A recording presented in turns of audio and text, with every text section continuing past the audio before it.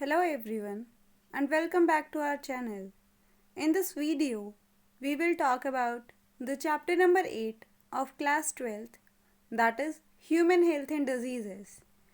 In this video, we will cover the topics like drugs and alcohol abuse and the reasons why the youngster are devoted towards taking drugs and alcohol nowadays. So without wasting any time, let's start with our video. Effect of drugs and alcohol abuse. The immediate adverse effect of the drug and alcohol abuse are manifested in the form of reckless behavior, vandalism and violence. तो अगर immediate effect क्या क्या हो सकते हैं drug या alcohol लेने के किसी भी इंडिविजुअल में, तो वो क्या क्या हो सकते हैं। पहला है रेकलेस बिहेवियर, यानी कि कोई भी चीज़ सोच समझ कर ना करना या फिर चिड़चिड़ापन होना।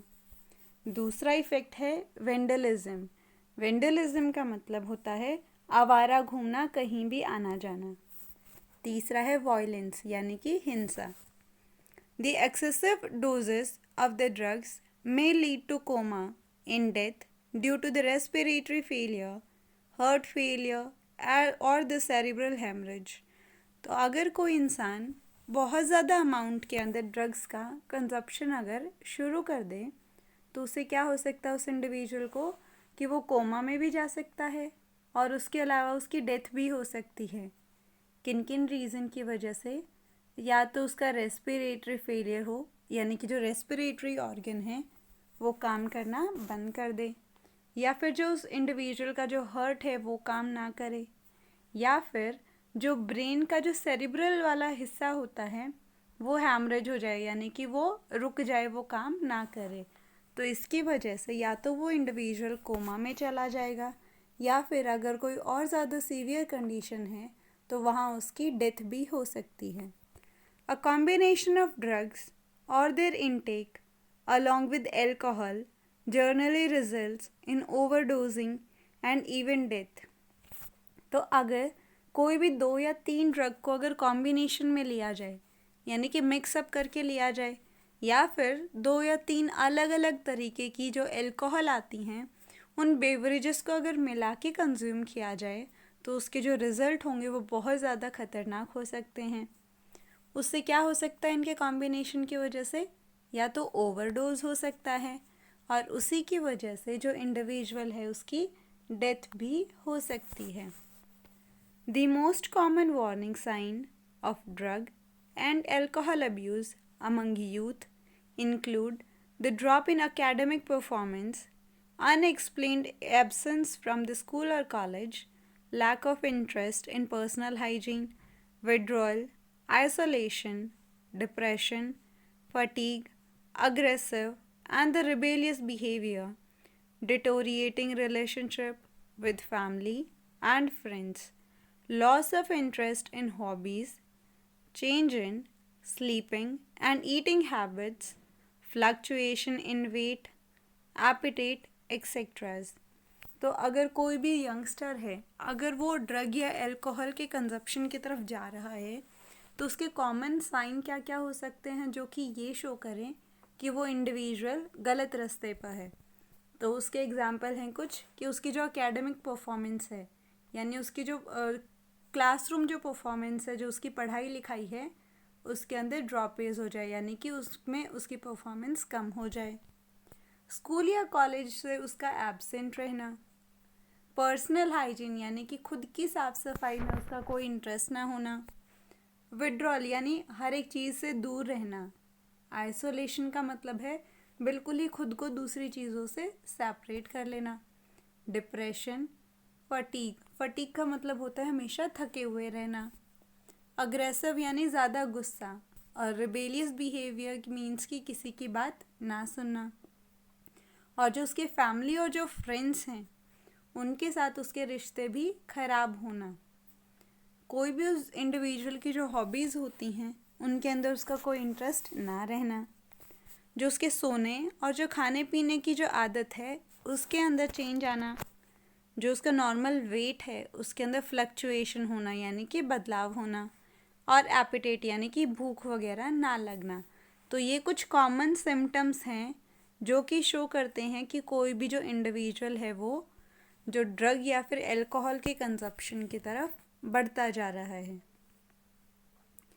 There may even be some far-reaching implications of drug और alcohol abuse। और कुछ केसेस के अंदर जो लोग ड्रग्स या फिर अल्कोहल का कंजप्शन करते हैं उसके जो नुकसान हैं वो बहुत आगे तक भी जा सकते हैं। Example, if an abuser is unable to get money to buy drugs alcohol he और she may turns into stealing. तो अगर कोई भी ऐसा इंसान जिसको लत पड़ी हुई है इन ड्रग्स या अल्कोहल की और अगर उसको पैसे ना मिले वो ड्रिंक या फिर ड्रग्स खरीदने के लिए, तो वो जो भी इंडिविजुअल है, चाहे वो ही हो चाहे वो शी हो, वो स्टीलिंग की तरफ भी जा सकता है। स्टीलिंग का मतलब होता है चोरी करना, कि अपने ड्रग्स या अल्कोहल की जो कंजप्शन है उसको करने के लिए वो चोरी करना भी शुरू कर सकता है। The adverse effect are not just restricted to the person who is using drugs or alcohol। और ये जो ड्रग्स और अल्कोहल लेने के जो साइड इफ़ेक्ट हैं या जो नुकसान हैं ये सिर्फ उस इंडिविजुअल तक नहीं रहते जो कि ड्रग्स लेता है, परंतु उसके जो फैमिली और जो फ्रेंड्स हैं उनको भी इससे नुकसान होता है। एट टाइम्स अ ड्रग और alcohol addict became the cause of mental and the financial distress to his or her entire family and friends। और बहुत बार ऐसा होता है कि कोई भी ऐसा इंडिविजुअल जो कि ड्रग्स एडिक्ट है वो उसके पूरे परिवार के लिए मानसिक और आर्थिक के तौर पे उस पूरी फैमिली के लिए एक प्रॉब्लम क्रिएट कर सकता है। Those who take drugs intravenously, direct injection into the veins using the needle or syringe, are much more likely to acquire serious infections like AIDS and hepatitis B। और ऐसे individuals जो कि drug को intravenously लेते हैं, intravenously का मतलब होता है कि वो जो ड्रग है उसको इंजेक्शन की फॉर्म में डायरेक्टली वो इंडिविजुअल अपनी जो शरीर के अंदर जो उसकी वेन्स होती हैं उनके अंदर इंजेक्ट कर लेता है निडल या फिर सिरिंज की मदद से। और इनकी वजह से, इस तरीके की वजह से उसको और भी इन्फेक्शन होने का खतरा हमेशा बना रहता है।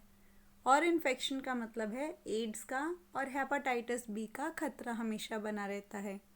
जब हमने एड्स के बारे में पढ़ा था तब हम ऑलरेडी ये पढ़ चुके हैं कि अगर इन्फेक्टेड निडल अगर किसी भी इन्फेक्टेड पर्सन ने अगर कोई निडल यूज़ करी है, अगर उसको कोई हेल्दी इंडिविजुअल भी यूज़ कर ले तो उसको भी वो इन्फेक्शन हो सकता है।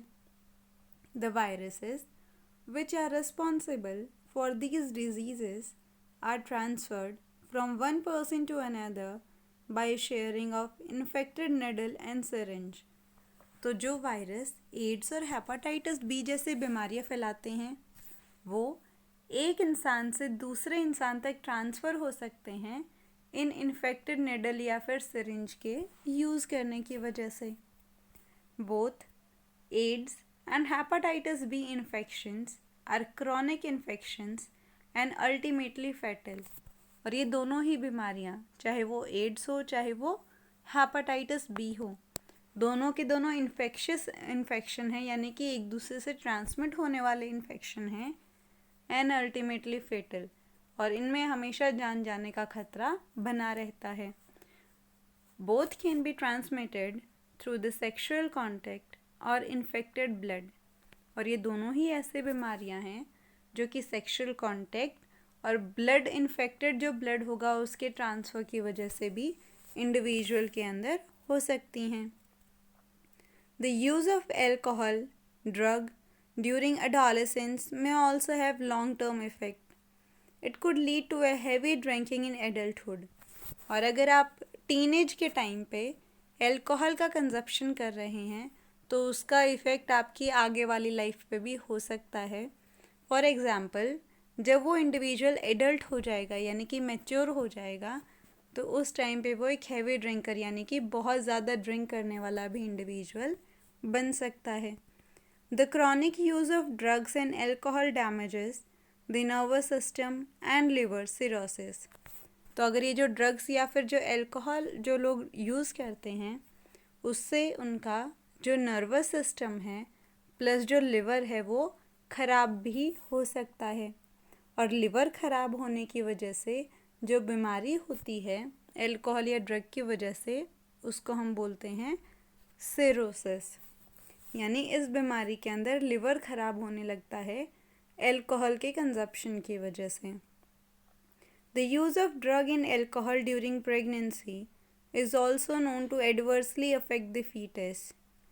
और ऐसा ड्रग्स वगैरह अल्कोहल का कंजप्शन अगर प्रेगनेंसी के टाइम पे किया जाए तो वो जो डेवलपिंग फीटस है उसके ऊपर भी बहुत ज़्यादा नुकसान हो सकता है। The another misuse of the drug is what certain sports person do to enhance their performance. और ऐसे ही कुछ ड्रग्स का मिसयूज़ किया जाता है स्पोर्ट्स पर्सन यानी कि जो गेम्स वगैरह खेलते हैं उन इंडिविजुअल्स के थ्रू। वो ऐसा क्यों करेंगे? ताकि उनकी जो परफॉर्मेंस है उनके गेम के अंदर वो अच्छी हो सके। They misuse the narcotic analgesics, anabolic steroid, diuretics and certain hormones in sports to increase the muscle strength and bulk and to promote the aggressiveness and as a result increase athletic performance. तो ये जो narcotic drugs वगैरह होते हैं या फिर वो anabolic कुछ स्टेरॉइड्स हों, डायूरेटिक्स हो या इसके अलावा कुछ और भी ऐसे हार्मोन्स हैं जिनकी मदद से वो अपनी जो उनकी मसल स्ट्रेंथ है उसको भी बढ़ा सकते हैं और उसके साथ साथ उनका जो अग्रेशन है गेम के टाइम पे वो भी बढ़ेगा इन ड्रग्स की वजह से। और इसी के थ्रू अल्टीमेटली उनकी जो परफॉर्मेंस है वो भी इंक्रीज़ होगी। The side effect of the use of anabolic steroids in female include masculinization, increased aggressiveness, mood swings, depression, abnormal menstrual cycle, excessive hair growth on the face and body, enlargement of clitoris, deepening of voice. तो अगर जो female हैं जो कि इस type के steroid ले रही हैं उनके अंदर क्या क्या नुकसान हो सकते हैं, क्या क्या साइड इफ़ेक्ट हो सकते हैं, वो है कि उनके जो कैरेक्टर्स हैं, उनके जो फीचर्स हैं वो कैसे हो जाएंगे, मेल्स के जैसे होना शुरू हो सकते हैं। उनके अंदर जो अग्रेसिवनेस है वो भी बढ़ेगी, ज़्यादा मूड स्विंग्स होंगे, इंडिविजुअल डिप्रेशन में भी जा सकता है। फीमेल्स के जो मेंस्ट्रुअल साइकिल हैं वो भी एबनॉर्मल हो सकते हैं या फिर इरेगुलर हो सकते हैं।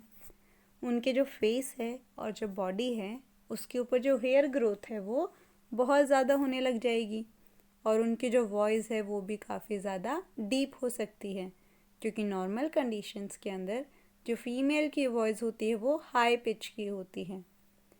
In males it includes acne, increased aggressiveness, mood swings, depression, reduction of size of testicles, decreased sperm production, potential for kidney and liver dysfunction, breast enlargement, premature baldness, enlargement of prostate gland. तो वहीं अगर हम mails की बात करें तो उनके अंदर क्या क्या साइड इफ़ेक्ट हो सकते हैं कि उनके एक्ने आने शुरू हो सकते हैं, उनके अंदर अग्रेसिवनेस और ज़्यादा बढ़ सकती है, मूड स्विंग्स भी हो सकते हैं और डिप्रेशन भी हो सकता है, उनके जो टेस्टीज़ का साइज़ है वो भी रिड्यूस हो सकता है, स्पर्म प्रोडक्शन का जो काउंट है वो भी कम हो सकता है, किडनी और जो लिवर है वो भी काम करना बंद कर सकता है और प्री मैच्योर बाल्डनेस यानी कि उम्र से पहले ही गंजा हो जाना वो भी हो सकता है। These effects may be permanent with the prolonged used. और ये जो साइड इफ़ेक्ट हैं ये परमानेंट भी हो सकते हैं अगर ड्रग और अल्कोहल का कंजप्शन कंटिन्यूएशन में किया जाए। इन द एडोलेसेंट मेल और female, severe facial and the body acne and premature closure of the growth center of the long bones may result in stunt growth. वहीं अगर adolescence की हम बात करें एज की तो वहाँ पे बॉडी के ऊपर एक्ने आना, जो ग्रोथ सेंटर हैं हमारे बोन्स के इनलार्जमेंट के वो भी टाइम से पहले क्या हो सकते हैं, बंद हो सकते हैं, और उनकी वजह से जो इंडिविजुअल है उसकी हाइट भी बहुत कम रह सकती है। जो लास्ट टॉपिक है इस चैप्टर का वो है प्रिवेंशन एंड कंट्रोल, कि यानी कि कैसे हम प्रिवेंट कर सकते हैं और कैसे कंट्रोल कर सकते हैं इन ड्रग्स और एल्कोहल अब्यूजेस को। The old age of the prevention is better than cure hold true here also. तो जो पुरानी कहावत है कि prevention is better than cure, वो इस सिचुएशन में भी लागू होती है। It is also true that habits such as smoking, taking drugs, or alcohol are more likely to be taken up at a young age, more during adolescence। और ये भी सही बात है कि जो कुछ आदतें हैं जैसे कि स्मोकिंग है, ड्रग्स या अल्कोहल लेने वाली जो आदत है वो बचपन से ही शुरू हो सकती है और टीन एज के अंदर तो और भी ज़्यादा हो सकती है। Hence it is the best to identify the situation that may push an adolescent towards the use of drug or alcohol and to take the remedial measures well in time। तो इन सारी चीज़ों को रोकने का जो बेस्ट तरीका है वो ये है कि ऐसी सिचुएशन को पहचाना जाए जिसकी वजह से जो अडोलेसेंट है, जो भी इंडिविजुअल है, वो क्यों ड्रग्स और अल्कोहल की तरफ झुक रहा है और कैसे उस प्रॉब्लम को टैकल किया जाए ताकि वो जो इंडिविजुअल है, जो टीनेज है, उसको और ज़्यादा ड्रग और अल्कोहल के कंजप्शन से रोका जाए। In this regard the parents and the teachers have a special responsibility. और इस टाइम पे जो हमारे जो उस इंडिविजुअल के पेरेंट्स हैं और जो टीचर्स हैं उनके रिस्पॉन्सिबिलिटी सबसे ज़्यादा होती है ताकि वो इंडिविजुअल्स को इस टाइप की चीज़ों से रोक सकें। Parenting that combines with the high level of nurturance and the consistent discipline has been associated with the lowered risk of substances, alcohol, drug, tobacco abuse. तो जो पेरेंटिंग है यानी कि जो पेरेंट्स हैं उनका सबसे मेन काम होता है यहाँ, क्योंकि पेरेंटिंग के अंदर जो नर्चरेंस और जो कंप्लीट डिसिप्लिन है, नर्चरेंस मतलब कि कैसे उनको चीज़ें सिखाई जा रही हैं, कैसे उनके घर का माहौल है, प्लस जो पेरेंट्स हैं उनका डिसिप्लिन, वो अगर उनके अंदर प्रॉपर है उस फैमिली के अंदर, तो उन फैमिलीज़ के चाइल्ड का ड्रग्स और अल्कोहल की तरफ जाने के जो रिस्क हैं वो बहुत ही कम हैं। Some of the measures mentioned here would be particularly useful for the prevention and control of alcohol and drugs abuse among adolescents। तो कुछ यहाँ पे ऐसे टॉपिक्स को मेंशन किया गया है जिनकी मदद से हम जो ड्रग्स और अल्कोहल की तरफ जो लोगों का झुकाव है उसको प्रिवेंट भी कर सकते हैं और कंट्रोल भी कर सकते हैं यंगस्टर्स के अंदर। तो वो कौन कौन से मेजर्स हैं वो हम पढ़ते हैं। जो सबसे पहले जो मेजर है वो है अवॉइड अंडर पीर प्रेशर, कि मतलब बहुत ज़्यादा अगर प्रेशर भी किसी इंडिविजुअल के ऊपर ना डाला जाए। एवरी चाइल्ड हैज़ हिज और her own choices and personality which should be respected and nurtured. तो हर एक जो बच्चा है उसकी अपनी अपनी चॉइस होती हैं और उसकी अपनी एक अलग ही पर्सनैलिटी होती है। तो हमें उस हर एक चाइल्ड की जो उनकी पर्सनालिटी है और उसकी जो चीज़ों की जो आदतें हैं उसको रिस्पेक्ट करना चाहिए और उसको उसी की डायरेक्शन में उसको बढ़ावा देना चाहिए। A child should not be pushed unduly to perform beyond his और her threshold limit to be studies, sports और अदर एक्टिविटीज़। तो जो भी उस बच्चे की लिमिट है किसी भी चीज़ को सीखने की, उससे ज़्यादा उसको पुश नहीं करना चाहिए, उससे ज़्यादा उसके ऊपर प्रेशर नहीं डालना चाहिए, चाहे वो पढ़ाई के बारे में बात हो, चाहे वो खेल कूद की बात हो, या फिर इसके अलावा वो और कोई को करिकुलर एक्टिविटीज़ की बात हो। जितनी उसकी लिमिट है, जितनी उसकी कैपेबिलिटी है, उससे ज़्यादा उसके ऊपर प्रेशर नहीं डालना चाहिए। जो दूसरा टॉपिक मेंशन है वो है एजुकेशन एंड काउंसलिंग.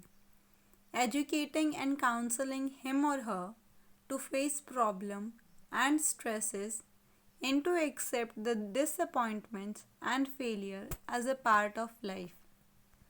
तो हर एक इंडिविजुअल को काउंसलिंग करवानी चाहिए और उसको समझाना चाहिए कि ज़िंदगी में प्रॉब्लम्स को या फिर अगर कोई स्ट्रेस वाली कंडीशन है, कोई टेंशन वाली बात है, उसको कैसे हैंडल किया जाए और ज़िंदगी में डिसअपॉइंटमेंट या फिर फेलियर के साथ कैसे डील करना है, उसको ये चीज़ें भी सिखानी चाहिए. It would also be worthwhile to channelize the child energy into healthy pursuits like sports, reading, music, yoga and other extracurricular activities. और इसके अलावा जो चाइल्ड की जो एनर्जी है उसको कोई और अच्छे काम करने में, जैसे कि खेल कूद में, पढ़ाई में, म्यूज़िक में, योगा में या फिर अगर वो किसी और चीज़ में अच्छा है तो उसकी तरफ भी उसका झुकाव बढ़ाना चाहिए. तीसरा है seeking help from the parents and pirs. तो जो पेरेंट्स और जो उसके और जो फ्रेंड्स वगैरह हैं उनसे भी मदद लेनी चाहिए. Help from parents and pirs should be sought immediately so that they can guide appropriately. तो जो पेरेंट्स हैं, उनके जो फ्रेंड्स हैं या फिर जो टीचर्स हैं, उनकी मदद ज़रूर लेनी चाहिए ताकि वो उस बच्चे को सही डायरेक्शन के अंदर गाइड कर सकें. Help me even be sought from the close and trusted friend. मदद अपने किसी बहुत क्लोज या फिर आपके भरोसेमंद दोस्त से भी ली जा सकती है. Beside getting proper advice to sort out their problems, this would help the youngs to vent their feelings of anxiety and guilt. तो इससे क्या होगा कि उनकी जो प्रॉब्लम्स हैं वो भी ठीक होंगी और उनकी जो एंजाइटी या फिर जो गिल्ट वाली प्रॉब्लम है वो भी ठीक होगी. जो नेक्स्ट है वो है looking for danger science. Alert parents and teachers need to be looked for and identified the danger signs discussed above. तो अगर किसी भी इंडिविजुअल के अंदर ऐसी कोई भी प्रॉब्लम अगर दिखती है तो इमीडिएटली उसके जो घर वाले हैं और उसके जो टीचर्स हैं उनको इन्फॉर्म करना चाहिए. Even friends, if they find someone using drugs और alcohol, should not hesitate to bring this to the notice of parents or teacher in the best interest of the person concerned. और इसके अलावा जो उस individual के दोस्त हैं, अगर वो कभी ऐसा पाते हैं कि उसका जो फ्रेंड है वो ड्रग और एल्कोहल यूज़ कर रहा है तो उनको ये बात बिना हेजिटेट किए हुए उसके पेरेंट्स या फिर टीचर को बतानी चाहिए अगर वो सच में उस इंसान का भला चाहता है तो. Appropriate measures would then be required to diagnose the malady and the underlying causes. और इसके बाद उन सारी चीज़ों को अच्छे से ध्यान रखना चाहिए कि किन की वजह से इस जो इंडिविजुअल है उसको इतना स्ट्रेस हो रहा है, ये ऐसी कोई प्रॉब्लम हो रही है जिसकी वजह से वो ड्रग्स या अल्कोहल का कंजप्शन कर रहा है. This would help in initiating proper remedial step और ट्रीटमेंट. और ये किस चीज़ में मदद करेंगे? उस इंसान को सही डायरेक्शन में जाने में, प्लस कैसे उस ड्रग और एल्कोहल का जो कंजप्शन वो कर रहा है कैसे उसको रोका जाए और कैसे उसका ट्रीटमेंट किया जाए. जो नेक्स्ट टॉपिक है that is seeking professional and the medicinal help. तो इसके अलावा कि कैसे हम प्रोफेशनल किसी भी पर्सन से एडवाइस लें या फिर हम मेडिकल हेल्प की भी ज़रूरत पड़ सकती है. A lot of help is available in the form of highly qualified psychologist, psychiatrist and de-addiction and the rehabilitation program to help individuals who have unfortunately got in the quagmire of drug or alcohol abuse. तो आज के time पे बहुत सारी मदद available है ऐसे लोगों के लिए जो कि ड्रग्स का कंजप्शन कर रहे हैं. कैसे? हम किसी साइकोलॉजिस्ट या फिर साइकेट्रिस्ट के पास भी जा सकते हैं। और ऐसे जो प्रोग्राम्स चलाए जाते हैं जहाँ पे उनके जो ड्रग्स का एडिक्शन है उसको रोका जाए, जिसको हिंदी में हम नशा मुक्ति केंद्र भी बोलते हैं, इस टाइप के प्रोग्राम्स को चला के उस इंडिविजुअल की मदद की जा सकती है। With such help the affected individual with the sufficient effort and willpower can get rid of the problems completely and lead a perfectly normal and healthy life। तो अगर उसको ऐसी मदद टाइम पे मिल जाए तो उसकी वजह से उसके खुद के जो दूसरे इंडिविजुअल हैं उनकी मदद प्लस उसकी अपनी खुद की विल पावर से वो मिलके इस टाइप की प्रॉब्लम से दूर हो सकता है और एक बिल्कुल नॉर्मल और स्वस्थ लाइफ को वो लीड कर सकता है। तो इसीलिए जितने भी जो रिहैबिलिटेशन प्रोग्राम्स वगैरह या जितने भी और चीज़ें होती हैं उनमें ऐसे इंडिविजुअल्स को एडमिट ज़रूर करवाना चाहिए ताकि वो जल्द से जल्द ठीक हो सके।